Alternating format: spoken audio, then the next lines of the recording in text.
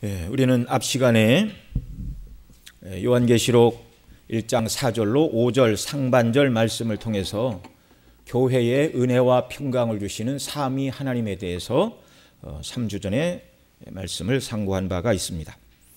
자, 은혜와 평강을 주시는 하나님. 그런데 외적으로 볼 때 이 편지가 쓰여지던 그 당시 은혜와 평강을 말하기가 어려운 것처럼 보이는 시대였습니다. 요한계시록이 쓰여지던 이 시대는 우리가 살펴본 대로 도미티아누스 황제가 가이사는 나의 주님이자 나의 하나님이다 이렇게 고백하라고 말하고 황제 숭배, 곧 자신을 하나님으로 숭배할 것을 명하였지만 그리스도인들에게 있어서 주 하나님은 한 분밖에 계시지 않습니다. 그래서 황제 숭배를 거절하자 큰 핍박에 직면하게 되었고, 화가 난 이 황제는 당시 성도들에게 가장 큰 존경을 받던 교회의 지도자 요한 사도를 죽이지 않고 더 큰 고통과 멸시를 주기 위해 반모섬으로 유배를 보냄으로써 성도들에게 무언의 메시지를 보냈던 것입니다. 자, 어떤 메시지죠? 말은 하지 않았지만 이런 뜻을 담고 요한을 죽이는 대신 반모섬에 유배를 보냈다는 말입니다. 과연 너희가 섬기는 하나님이 너희가 존경하는 요한을 보호하고 지킬 만한 힘이 있는 신인가? 요한의 나이가 90을 넘어 100살 가까이 되었는데 이런 요한을 나는 황제의 명령으로 반모섬에 유배를 보낼 수 있지만 과연 너희 하나님이 너희와 요한을 보호할 능력이 있는 하나님인가 생각해보라. 그리고 나를 숭배하라. 그러면 핍박을 면하리라. 이런 메시지를 주고자 요한 사도를 죽이지 않고 유배를 보냈던 것입니다. 그러나 이 도미티아누스는 요한 사도를 반모섬에 유배 보냄으로 얻고자 하던 목적을 달성할 수가 없었습니다. 두 가지 이유에서. 첫째는 요한 사도가 반모섬에 유배를 간 때가 성경학자들은 주후 95 또는 96년경이라 이렇게 말을 합니다. 그런데 역사가들은 역사의 기록은 도미티아누스 이 황제는 주후 96년, 그러니까 요한 사도를 귀양을 보냈던 다음해 내지는 바로 그 해 9월에 근위 대장과 그 아내 롱기나의 음모로 46살의 나이로 살해되고 말았습니다. 요한 사도를 반모섬으로 유배를 보내고 그 해 내지 그 다음에 그는 암살당한 후 하나님의 진노의 심판대 앞에 서야 했다는 말입니다. 아무것도 아닌 거예요. 그냥 일부, 그냥 범부에 불과한 것이 인생입니다. 황제라 할지라도. 반면에 황제의 명령으로 유배된 땅 반모섬에 거하던 요한 사도가 처음에는 고난과 어려움이 임했겠죠. 그러나 요한 사도에게 주의 날, 어느 주의 날 성령의 감동을 받게 되었고 영적인 눈이 열리고 하늘의 환상을 보고 앞으로 일어날 모든 일의 계시를 주께서 다 보여주셨습니다. 그리고 그 계시를 보고 기쁨과 감격에 겨워 요한 사도가 행하고 있는 맨 마지막 말이 무엇이죠? 주 예수여 어서 오시옵소서.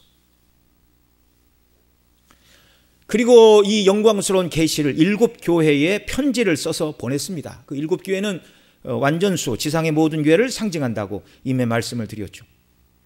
이 편지를 통해서 모든 성도들에게 하나님의 은혜와 통치의 영광을 증거함으로 핍박에 직면했던 교회는 이 편지를 받아보고 황제가 아니고 황제 뒤에 우리 주 예수 그리스도가 계시는구나. 핍박은 잠깐이요. 핍박 중에 성도를 보호하시고 또 어떤 성도가 핍박 가운데 순교를 당한다 할지라도 그런 자들은 하나님 나라의 리스트를 말할 때 순교당한 자를 가장 먼저 말하고 있어요. 여러분, 계시록은 두렵고 무서운 책이 아닙니다. 계시록의 내용은 예수 그리스도께서 고난받는 당시의 교회는 물론이거니와 역사가 끝나는 재림의 때까지 역사 속에서 일어나는 모든 일의 주관자가 누구시라고요? 예수 그리스도시라고요. 또한 역사의 마지막 때 예수님이 재림하셔서 모든 인생을 심판하시는 만왕의 왕이라는 것을 보여주고 계십니다. 그리고 완전한 천국, 새하늘과 새 땅에 그리스도를 믿고 의지하고 따른 자들을 영원토록 그 나라에 들이셔서 영원한 영광의 나라에 함께 거하게 하시는 영광의 복, 영원한 복. 이거 어떻게 사람의 말로 표현할 길이 있습니까? 앞 시간에 요한 사도는 자신이 받은 이 편지를 기록하여 아시아의 7교회, 7교회가 상징하는 모든 교회에 서신을 보내면서 이제도 계시고 전에도 계시고 장차 오실 성부 하나님과 보좌 앞에 계신 7명이신 성령님과 충성된 증인으로 죽인 자들 가운데서 먼저 나시고 땅의 임금들의 머리가 되신 예수 그리스도로 말미암아 은혜와 평강이 있기를 기원하였습니다. 황제가 기독교를 핍박하는 그때에도 성도에게 성삼위 하나님은 은혜와 평강을 주시는 줄 믿으시기 바랍니다. 오늘 우리가 살고 있는 이 세상이 아무리 요동하고 혼란스럽다 할지라도 하나님과 하나님께서 행하신 그 일을 묵상할 때 오늘도 여전히 저와 여러분의 심령에는 주께서 주시는 은혜와 평강이 넘쳐나는 줄 믿으시기 바랍니다. 오늘은 5절 하반절로 6절에서 기록하고 있는 예수 그리스도의 영광을 노래하고 있는 요한 사도의 찬양, 곧 영광의 노래, 영광송. 예수님을 생각할 때 찬송을 부르지 않을 수가 없었어요. 그 놀라우신 영광을 인하여 요한 사도가 노래하는 내용입니다. 사람 사회에서도 어떤 사람이 뛰어난 업적을 이룬 사람들의 이제 자서전을 쓰든가 전기를 쓰는 그런 일들이 있습니다. 여러분, 누가 위대한 사람이 전기를 쓴다고 할 때 크게 두 가지 내용을 기록하죠. 첫째는 그 사람이 어떤 사람인가, 둘째는 그 사람이 무슨 일을 행하였는가. 그래서 그 사람이 어떤 사람인지를 말하고자 그 사람의 가문, 성장 배경, 누구 밑에서 어떤 공부와 훈련을 했는지 이걸 살핍니다. 이것은 다른 말로 그 사람의 됨됨이가 어떤 사람인가, 어떤 상품, 어떤 그릇의 사람인가를 먼저 말합니다. 그리고 두 번째로 그런 인품과 훈련을 받은 결과로 어떤 업적을 이루어 다른 사람들에게, 인류에게 어떤 유익을 끼치고 선한 영향력을 행사했는가, 이런 것들을 기록하는 것이 위인 전기의 크게 두 가지 내용이 되겠습니다. 오늘 우리가 읽은 본문 5절로 6절에서 예수님을 찬양하고 있는데 5절 상반절에서는 예수님이 어떤 분이신가를 먼저 말하고 있어요. 충성된 증인으로 죽은 자들 가운데서 먼저 나시고 땅의 임금들의 머리가 되신 예수 그리스도, 교회 곧 이 땅의 성도들에게 은혜와 평강을 주시는 예수님이 어떤 분이신가를 가르쳐주는, 이게 앞 시간에 살펴본 은혜와 평강을 주시는 예수 그리스도가 어떤 분인가를 말하는 구절이기도 하지만 5절 하반절 6절과 관련지어서 이 5절 상반절의 말씀은 바로 예수님이 이런 분이시기 때문에 찬송을 받으실 분이라는 것을 또한 우리에게 보여주고 있습니다. 그러니까 이 5절 상반절은 4절과 걸려서 한번 설명할 수 있고 그 다음에 5절 하반절과 6절과 연결해서 또한 설명이 된다, 그 말입니다. 그리고 6절에서는 바로 예수님이 어떤 일을 행하셨는지 그 일을 말하고 주님을 찬양하는 내용입니다. 먼저 예수님이 어떤 분이시기에 영광의 찬송을 받으시기에 합당한 분이시죠. 우리 지난 시간에 살펴본 대로 5절 상반절 같이 한번 더 읽습니다.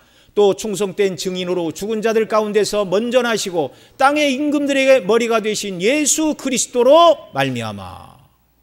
예수님을 여기 세 가지로 말하고 있어요. 첫째는 충성된 증인이십니다. 간단하게만 말씀을 드립니다.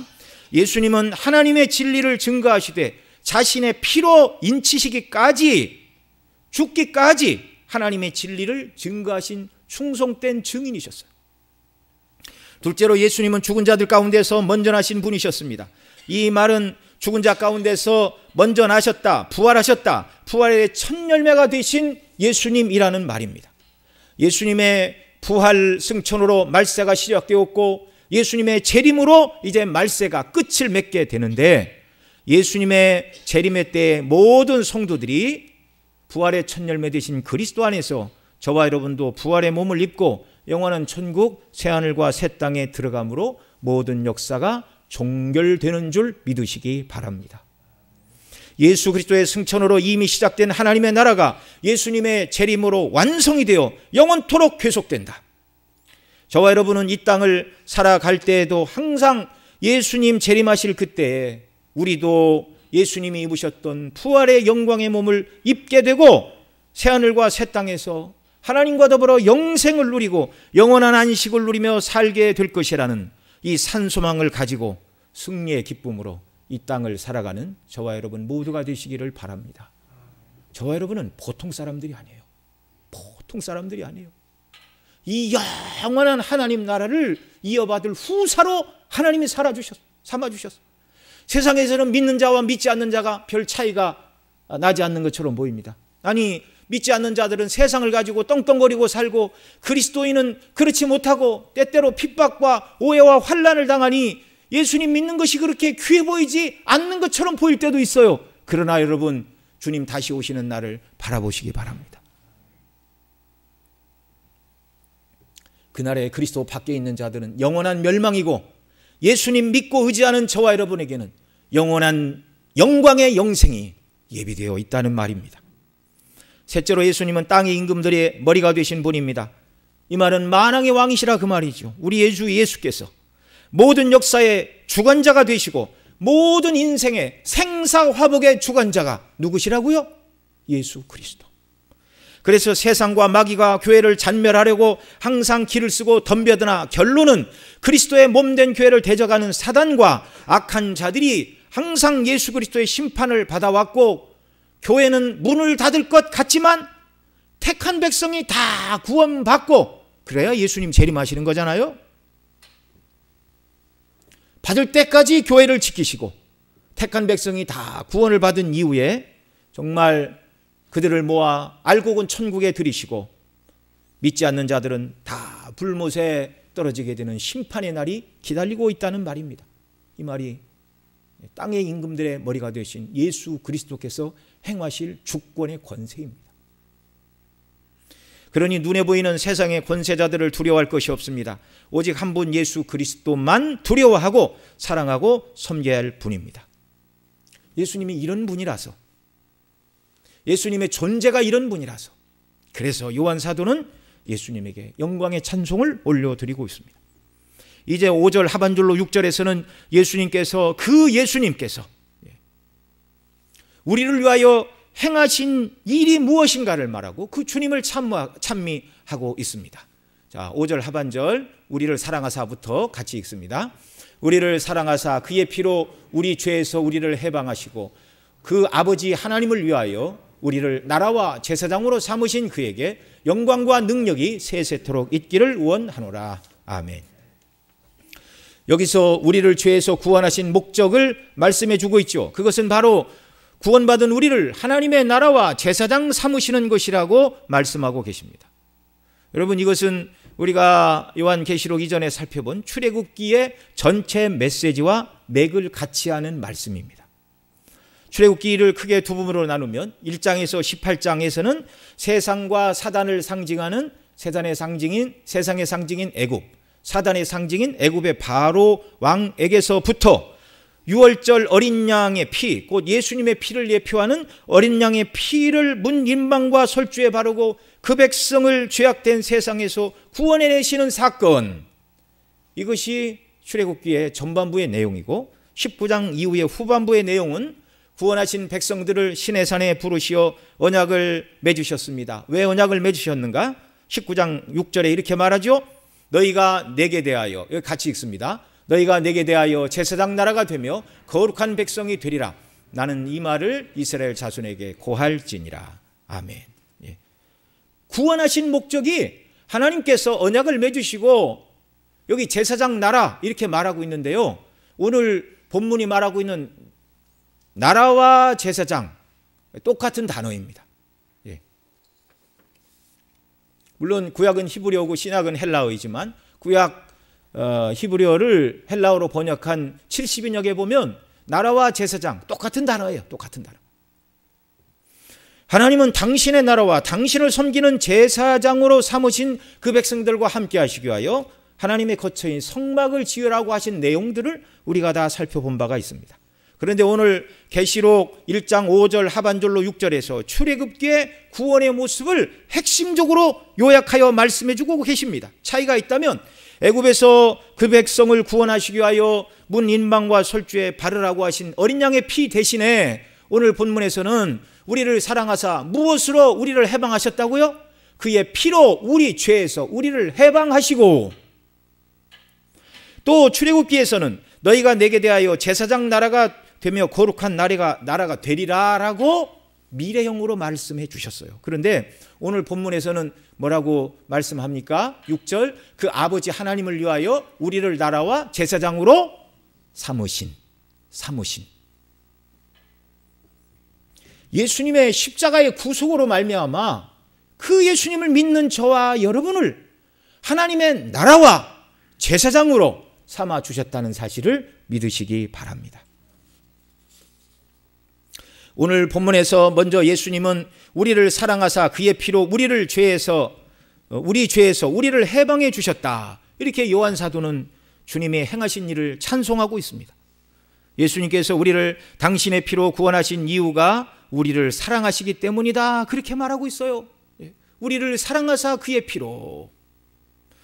여러분, 우리를 사랑하사 그의 피로 우리를 구원해 주셨다. 이 말씀은요, 우리가 잘못 이해하면 안 됩니다. 예수님께 사랑을 받을 만한 자격이나 조건, 곧 의로운 행실이나 선함이 우리에게 있어서가 아니라는 말을 우리가 기억해야 됩니다.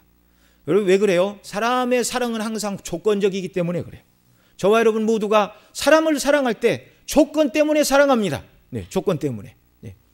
부모가 자식을 사랑하는 것도 무슨 조건이 있어요? 조건이 큰 조건이지요. 내가 낳았잖아요. 내 자식, 내 자녀라는 조건이기 때문에 정말 사랑하는 거죠. 네. 무조건적으로 사랑하는 사람은 그렇게 많지 않습니다. 그래서 하나님의 사랑도 조건적이라고 오해를 하는 것이 사람의 본성이에요. 그러나 하나님의 사랑은, 만약에 하나님의 사랑이 조건을 가지고 우리에게 부어진다 그렇게 말한다면, 하나님이 조건을 가지고 우리를 살펴보시면 아무도 사랑할 인생이 없다는 사실을 우리는 분명히 기억해야 됩니다. 하나님의 인생을 향한 조건은 뭐예요? 하나예요. 명확해요. 하나님의 율법, 하나님이 말씀하신 모든 계명에 하지 말라는 것은 태어나서 죽을 때까지 한 번도 어기지 말아야 되고, 행하라고 명령하신 모든 계명도 완전히 다 행해야 하나님 보실 때 사랑할 만한 사람입니다. 자기 행위로. 그런 사람이 있습니까? 없습니까? 그래서 성경은 뭐라고 그래요? 의인은 없나니 하나도 없다. 타락하고 범죄한 아담의 후손들, 원죄를 가지고 태어나는 인생들은요, 하나님을 기쁘시게 할 만한 요소가 전혀 없습니다. 그래서 하나님의 사랑은 우리에게 조건 없이 부어졌어요. 무조건적으로 부어졌어요. 누구에게요? 죄인 괴수에게. 사랑할 것이 하나도 없는 자들을 사랑하시는 하나님, 그래서 하나님은 사랑이시라 이렇게 말하는 거예요. 요한일서 4장 9절로 10절 같이 읽습니다. 하나님의 사랑이 우리에게 이렇게 나타난 바 되었나니 하나님이 자기의 독생자를 세상에 보내심은 저로 말미암아 우리를 살리려 하심이니라. 사랑은 여기 있으니 우리가 하나님을 사랑한 것이 아니요 오직 하나님이 우리를 사랑하사 우리 죄를 위하여 화목제로 그 아들을 보내셨음이니라. 아멘. 우리 죄를 위하여, 죄인을 위하여. 예. 죄가 없는 사람도 사랑할까 말까지요, 인생들은. 그런데 나에게 죄를 지은 사람을 누가 사랑해요? 사람 중에서는. 그런데 하나님은 하나님 앞에 죄를 지은, 이 죄는 그냥 객관적인 죄가 아니라 모든 죄는 하나님 앞에 짓는 것임을 우리는 알아야 됩니다. 무가치하고 쓸모없는 죄인을 사랑하사 아들을 우리 죄를 대신하실 화목제물로 하나님이 보내셨다. 그게 하나님의 사랑입니다. 이것을 로마서 5장 8절과 10절에서는 이렇게 다시 말합니다. 같이 읽습니다. 우리가 아직 죄인 되었을 때에 그리스도께서 우리를 위하여 죽으심으로 하나님께서 우리에게 대한 자기의 사랑을 확증하셨느니라. 곧 우리가 원수 되었을 때 그 아들의 죽으심으로 말미암아 하나님으로 더불어 화목되었은즉 화목된 자로서는 더욱 그의 살으심을 인하여 구원을 얻을 것이니라. 아멘.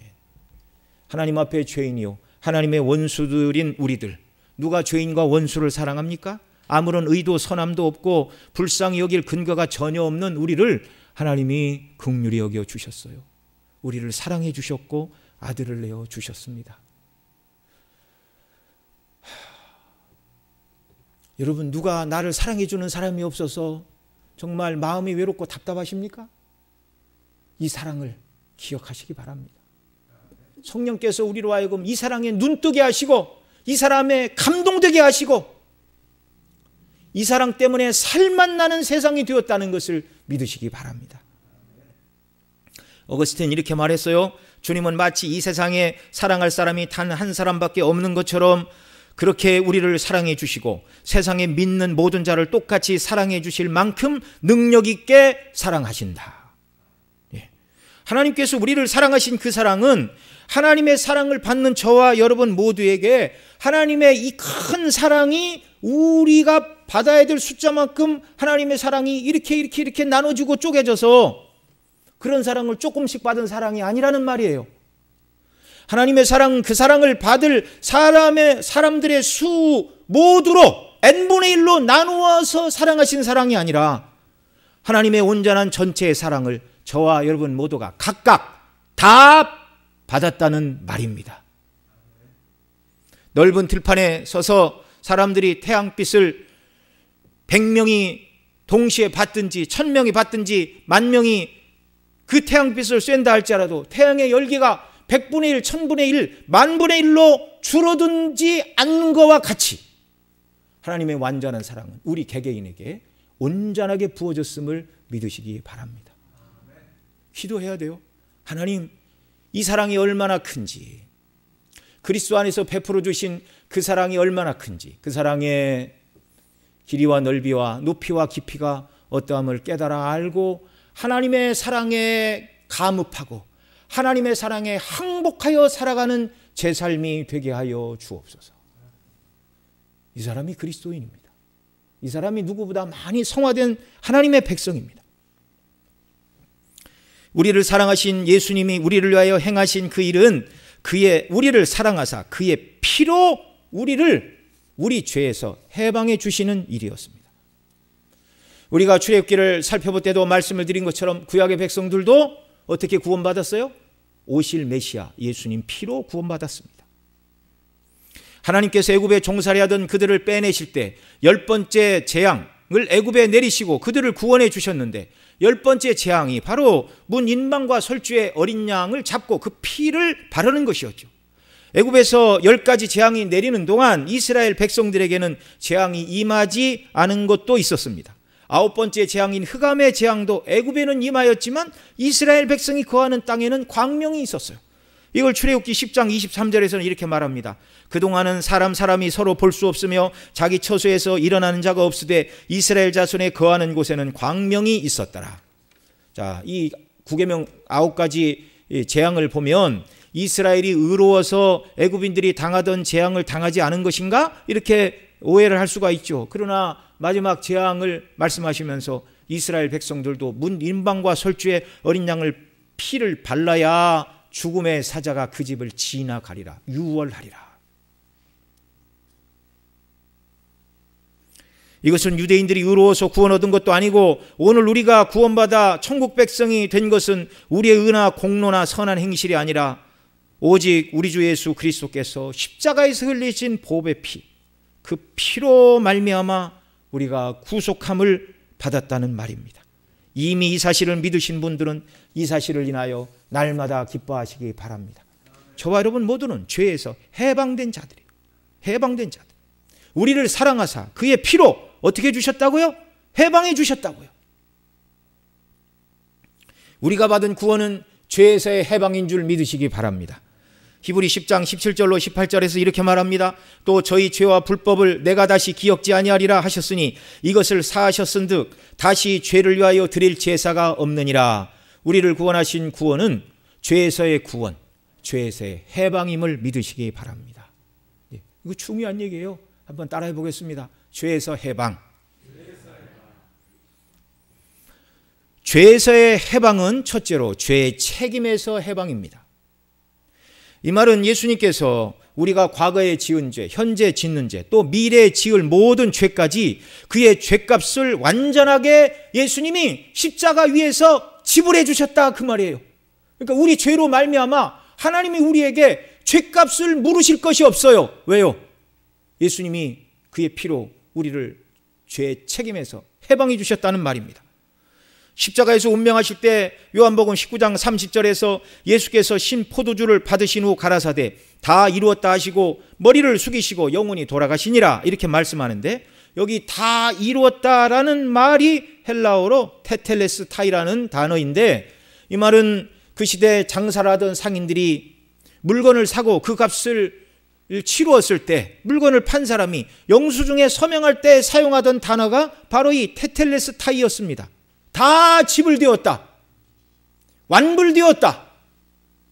우리 죄를 대속하기 위하여 모든 죄의 값을, 책임을 예수님이 십자가에서 흘리신 보배 피로 다 지불해 주셨다는 말입니다.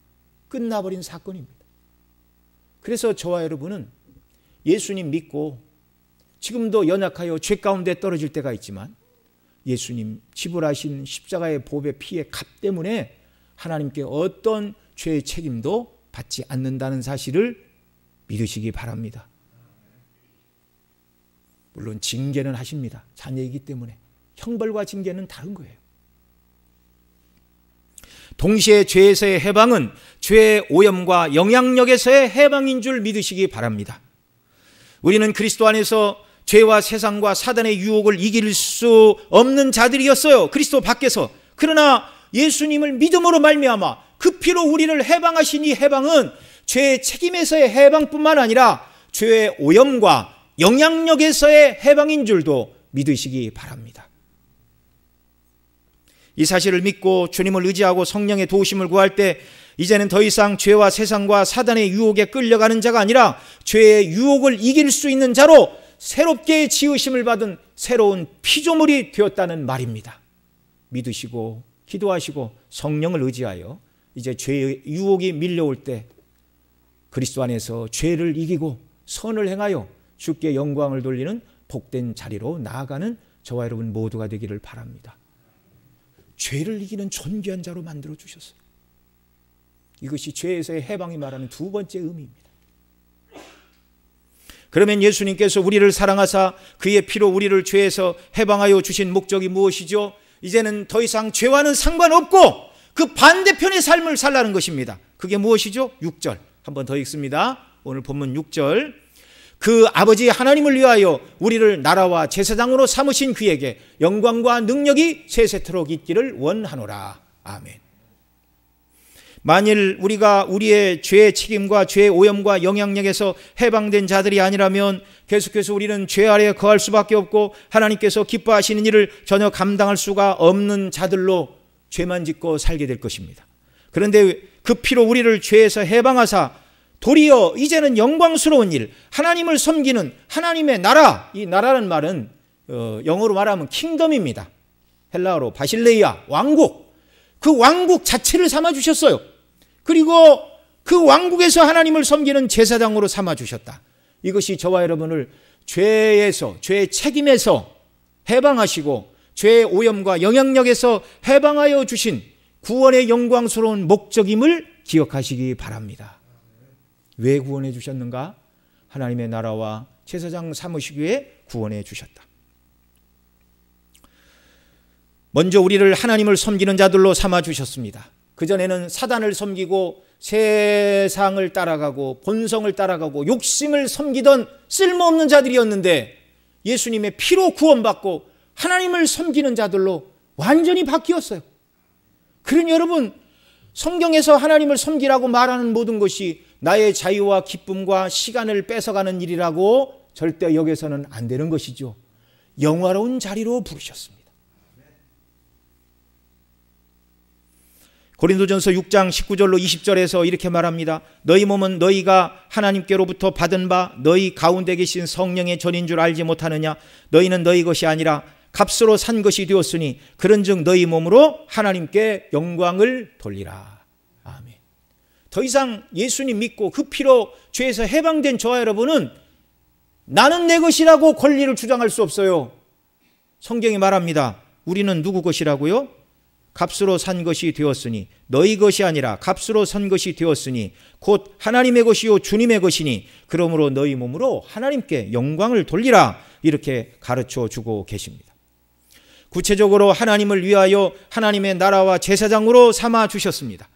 하나님께서 구원받은 백성들을 나라와 제사장 삼으시는 것은 출애굽의 목적과 똑같은 것입니다. 서두에도 말씀을 드렸죠. 그들을 죄에서 구원하사 제사장 나라, 나라와 제사장 삼으시는 것이 출애굽의 목적이었는데 여러분, 하나님의 사람을 향한 목적은 출애굽 시대 다르고 신약 예수님 시대 백성 다르고 오늘 다르고 천국 가서 다르고 각각 다릅니까? 처음부터 끝까지 하나님께서 사람을 향한 목적은 동일하게 한 가지일까요? 동일하게 한 가지입니다.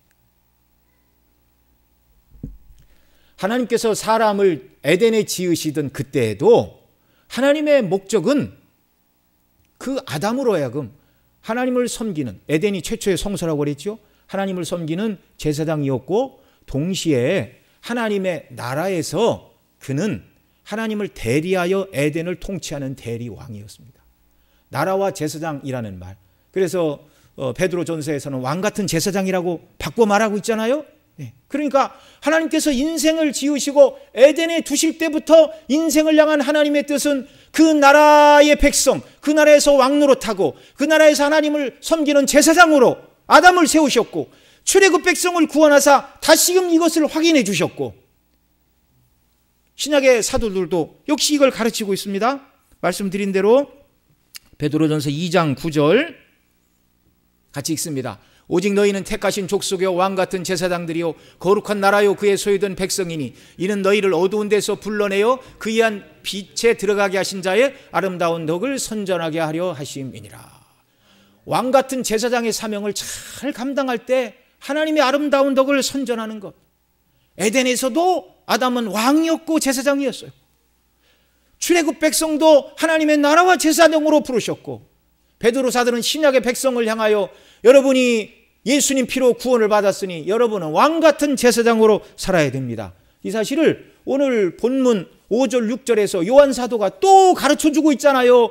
그의 피로 우리를 우리 죄에서 해방하사 우리를 자기를 위하여 우리를 하나님을 섬기는 나라와 백성으로 삼아주신 예수 그리스도를 찬미하고 있습니다. 뿐만 아니라 천국에서도 저와 여러분의 역할은 하나님을 섬기는 제사장이요 그리스도와 더불어 왕노릇하는 그 나라의 백성이 되는 줄 믿으시기 바랍니다. 요한계시록 5장 9절로 10절이 이렇게 가르칩니다. 같이 읽습니다. 새 노래를 노래하며 가로되 책을 가지시고 그 인봉을 떼기에 합당하시도다. 일찍 죽음을 당하사 각 족속과 방언과 백성과 나라 가운데서 사람들을 피로 사서 하나님께 드리시고 저희로 우리 하나님 앞에서 나라와 제사장을 삼으셨으니 저희가 땅에서 왕노릇 하리로다 하더라. 아멘. 여러분 이 요한계시록 4장 5장 뒷부분은 천상의 예배의 광경입니다. 하늘에서 삼위 하나님을 예배하는 자들, 그들 중에 보좌 앞에 있는 24 장로들이 어린 양 되신 예수 그리스도에게 찬송을 드리는 내용이 바로 9절 10절인데 9절 하반절에 보면 일찍 죽음을 당하사 각 족속과 방언과 백성과 나라 가운데서 사람들을 피로 사서 하나님께 드리시고 우리가 오늘 본문으로 삼은 요한계시록 1장 5절 하반절에 있는 말씀대로 하면 자기 피로 우리 죄에서 우리를 해방하시고 그 말을 이렇게 설명하고 있습니다. 그리고 10절 저희로 우리 하나님 앞에 나라와 제사장을 삼으셨으니 구원받아 천국에 들어간 백성들도 지금 하나님 나라에서 하나님의 나라와 제사장으로 섬기고 있다고 찬미하고 노래하고 있는 거예요.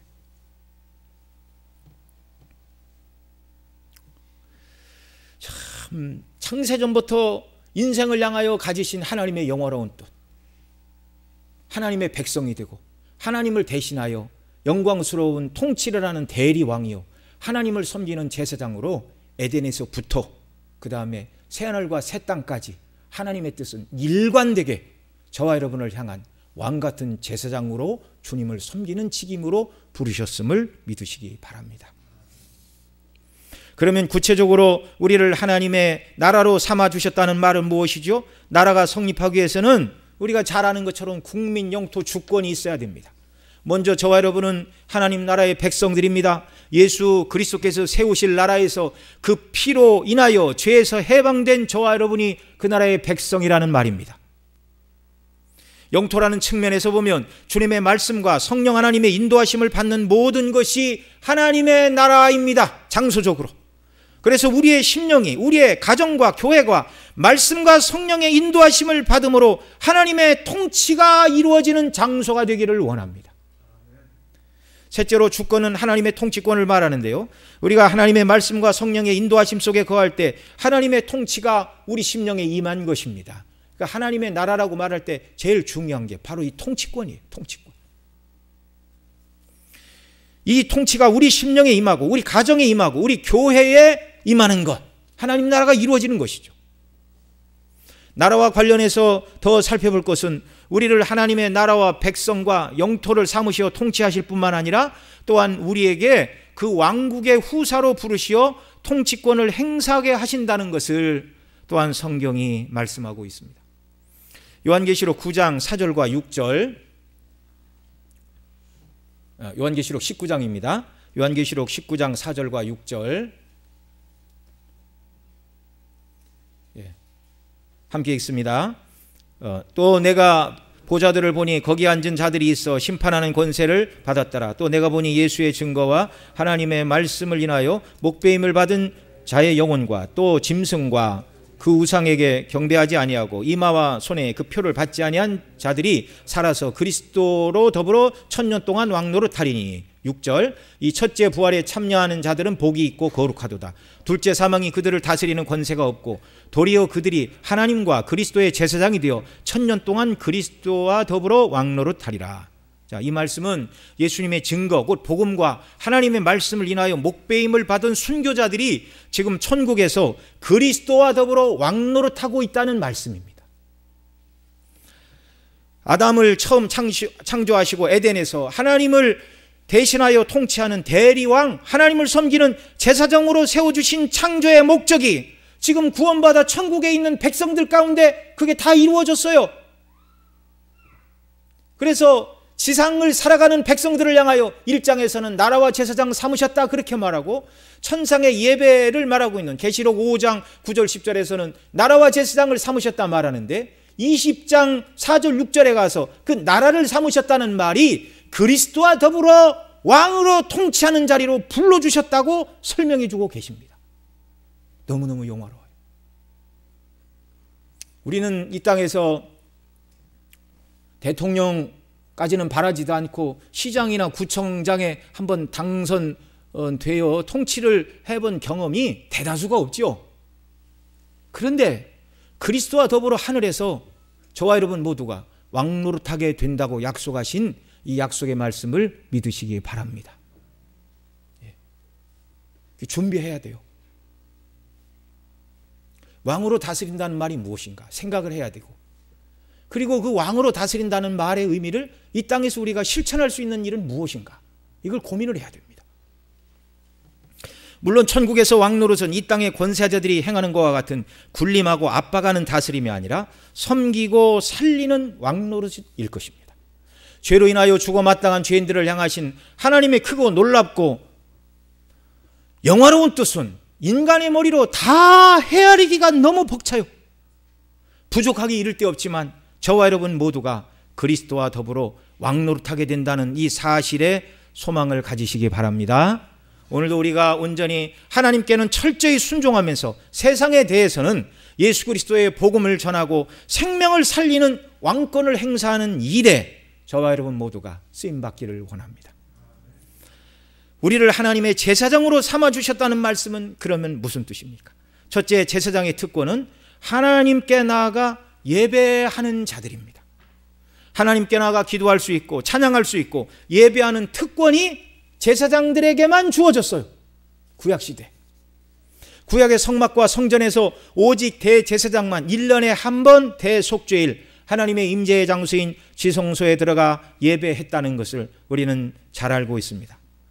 그런데 여러분, 오늘 우리가 그리스도의 이름으로 성령의 인도하심 속에 교회로 모여 하나님께 기도하고 찬송하고 예배하는 이곳이 하나님의 면전이고, 지금 저와 여러분 모두가 제사장으로 하나님을 예배하고 계심을 믿으시기 바랍니다. 하나님이 우리 기도를 다 어떻게 하세요? 들으세요. 믿으시기 바랍니다.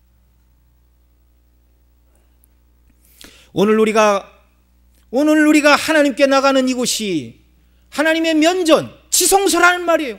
그리스도의 이름을 부르고 성령을 의지하여 하나님께 나가 예배하는 이곳이 지성소요. 가정에서 기도하는 그곳도 하나님의 면전이요 지성소임을 믿으시기 바랍니다.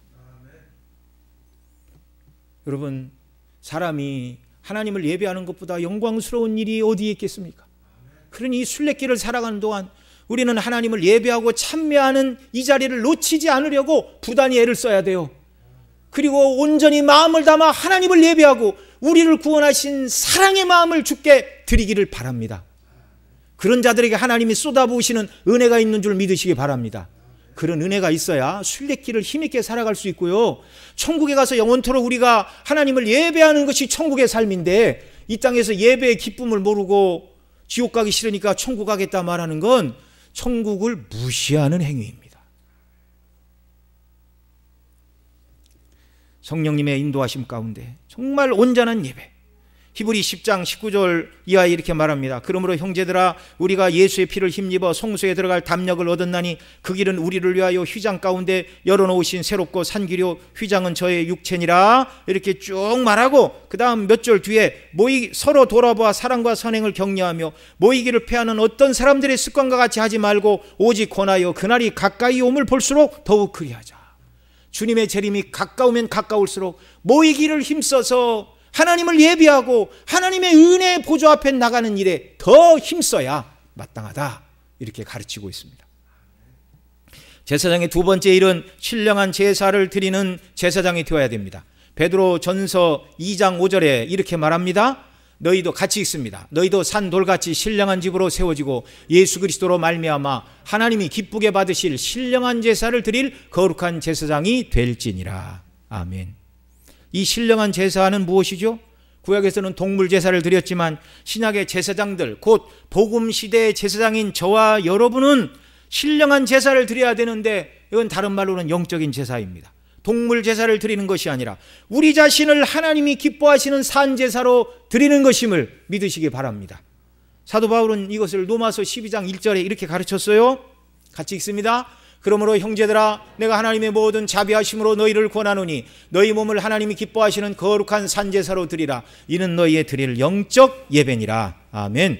베드로 사도가 말하는 신령한 제사는 바울 사도의 표현을 빌리면 산제사, 영적 예배, 우리 몸으로 하나님 앞에 드리는 산제사, 우리 몸으로 드리는 산제사를 조금 설명을 하면, 삶 속에서 모든 일을 행할 때 사람 눈가림하기 위하여 사람 앞에서 어떤 일을 행하는 것이 아니라 모든 일을 주를 섬기는 심정으로 주 앞에서 바르게 행하는 그 모든 일이 바로 신령한 제사요, 산제사요, 온전한 영적 예배임을 믿으시기 바랍니다. 이런 사람으로 우리를 부르셨어요. 하나님의 선하시고 기뻐하시고 온전하신 뜻을 따라 살아가는 이것이 바로 신령한 제사요, 산제사요, 영적인 예배입니다. 또한 제사장은 하나님과 백성 사이의 중보자입니다. 예수님은 제자들을, 곧 교회를 향하여 너희는 세상의 빛과 소금이라 그렇게 선언해 주셨어요. 세상 가운데 진리의 빛, 복음을 전파하여 죄인들을 주 앞으로 인도하는 일이 중보자의 일임을 믿으시기 바랍니다. 불신자들의 구원을 위하여 기도하고, 또 우리가 직접 나가지 못하지만 농어촌의 교회들, 또 해외 선교하는 선교사님들을 위해 후원하고 기도하는 것이 평신도로서 제사장의 사명을 감당하는 일임을 또한 믿으시기 바랍니다. 자, 제사장의 직분 세 가지 말씀을 드렸어요. 하나님을 예배하는 것, 그 다음에 신령한 제사, 삶으로 드리는 예배, 모든 일을 행하되 하나님의 면전에서 행하듯이 바르게 행하는 일이 신령한 제사요, 온전한 예배. 세 번째는 사람과 하나님 사이의 중보자가 되어 불신자들을 구원을 위해 기도하고 이 복음이 증거되는 일들을 위해 우리가 협력해야 하는 것이 제사장의 사명인 줄 믿으시기 바랍니다. 말씀을 맺습니다. 오늘 본문을 통하여 요한 사도는 예수님이 우리를 사랑하셔서 우리를 위하여 피 흘리사 우리를 죄에서 해방하여 하나님을 섬기는 나라와 제사장으로 만들어 주셨다고 예수 그리스도의 행하신 일을 찬미하고 노래하고 있습니다. 사도는 이제 우리는 그리스도의 피로 죄에서 해방을 받았으니 죄악된 일, 내 본성을 따라 살아가던 일들은 이제 그만두고 우리를 창조하시고 구원하시고 이 땅에서 주를 섬기게 하신 하나님을 섬기는 하나님의 나라와 제사장으로 살라고 가르쳐 주고 있습니다. 하나님의 백성으로 그 뜻에 순종함으로 하나님의 통치 아래 거해야 되며, 또한 장차 왕노릇할 천국의 영광을 바라보며 이 땅에서도 사람을 살리고 영혼을 세우는 일에 앞장서는 왕적인 권세를 사용하며 누리는 역사가 있기를 바랍니다. 또한 제사장으로 날마다 예배로 기쁨으로 하나님 앞에 나아가고 삶 속에서 하나님을 섬기던 모든 일을 감당하고 복음이 증거되는 일들을 위해 기도하고 헌신하는 이 일을 통해서 하나님을 알지 못하는 자들을 하나님께로 인도하는 구원의 다리가 되는 중보자의 사명을 기도로, 사랑의 섬김으로 잘 감당하는 왕같은 제사장들이 되시기를 간절히 원합니다. 기도하시겠습니다.